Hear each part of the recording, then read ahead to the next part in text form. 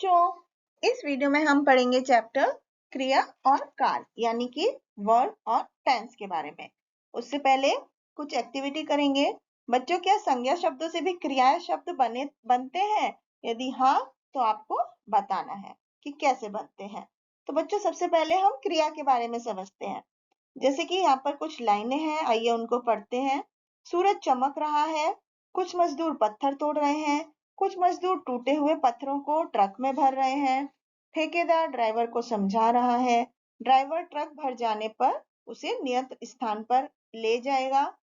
इन वाक्यों में बच्चों चमकना, तोड़ना, भरना, समझना, ये सभी क्या है? क्रिया है। इनसे पता चल रहा है कि क्या काम किया जा रहा है। तो जिस शब्द से किसी काम का करना या होना पता चले उसे क्रिया कहते हैं।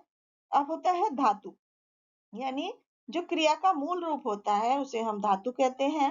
धातु में हम मूल धातु में अलग अलग प्रत्यय लगाकर ही उसके दूसरे रूप बनाते हैं। जैसे लिख से लिखना, लिखता, लिखती, लिखते, ये क्या है? लिख जो है वो मूल धातु हो गई। इसी तरह से पढ़ का भी पढ़, रोक, जा, ये क्या है? मूल धातुएं हैं। इसमें पढ़ में पढ़ना, पढ़ता, पढ़ती, इस तरह से हम इसके अलग अलग रूप बना सकते हैं। अब हम क्रिया के भेद पढ़ते हैं। बच्चों, क्रिया जो होती है कर्म के आधार पर दो तरह की होती है।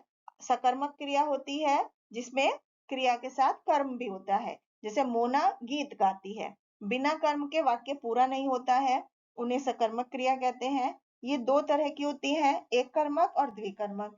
जब क्रिया एक ही कर्म होता है जब क्रिया का, तब उसे एक कर्मक क्रिया कहते हैं। जैसे महेश बाजा बजाता है, तो बजाता है, क्या बजाता है?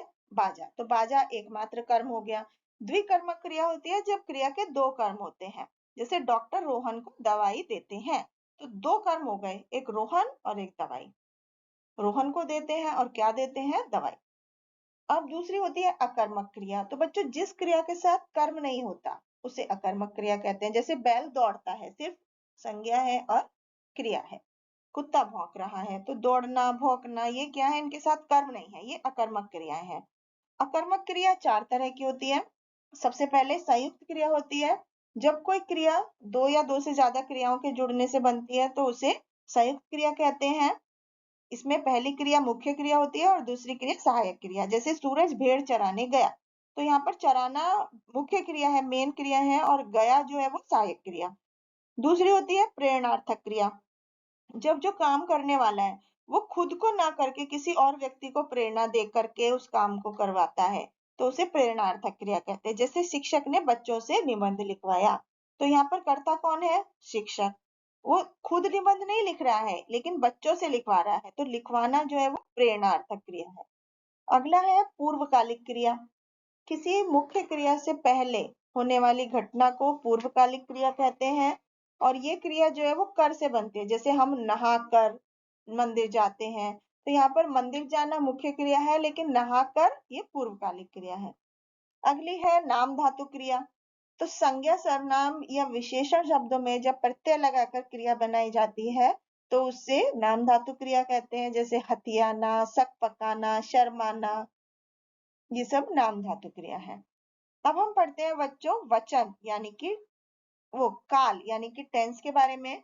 तो बच्चों, यहाँ पर यदि सच में टाइम जैसी कोई मशीन होती तो हम उससे क्या क्या फायदे उठाते, तो आप यहाँ पर उसको लिख सकते हैं। तो बच्चों, जैसे पहले बताया है कि क्रिया अपने मूल रूप में कम ही प्रयोग होती है और लिंग, वचन, पुरुष, कारक, वाच्य, इनकी वजह से क्रिया का रूप लगातार बदलता रहता है। तो क्रिया के रूपांतर में से एक रूपांतर ऐसा है जो कि क्रिया के संपन्न होने का समय बताता है, या हमें बताता है कि क्रिया किस समय की जा रही है। तो वो होता है भूत, वर्तमान या भविष्य काल। क्रिया के इस विकारक तत्व को हम काल कहते हैं। जैसे बच्चे पढ़ रहे थे, तो इससे हमें भूतकाल का पता चलता है, यानी कि ये काम हो चुका। दूसरा, बच्चे पढ़ रहे हैं, इससे हमें वर्तमान काल का पता चलता है। और तीसरा, बच्चे पढ़ेंगे, इससे हमें भविष्य काल का पता चलता है।